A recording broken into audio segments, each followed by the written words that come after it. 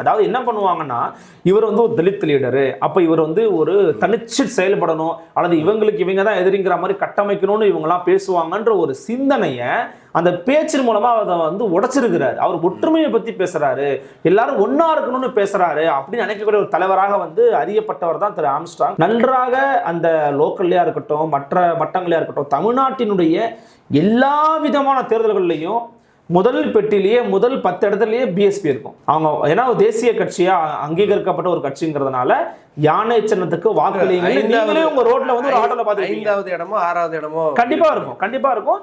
ஒவ்வொரு தேர்தலையும், உள்ளாட்சி தேர்தலாக இருக்கட்டும், இடைத்தேர்தலாக இருக்கட்டும், தேசிய தேர்தலாக இருக்கட்டும், மாநில தேர்தலாக இருக்கட்டும், எல்லாத்துலேயும் போட்டி போடுவாங்க. எங்கேயும் மிஸ் பண்ணவே மாட்டாங்க.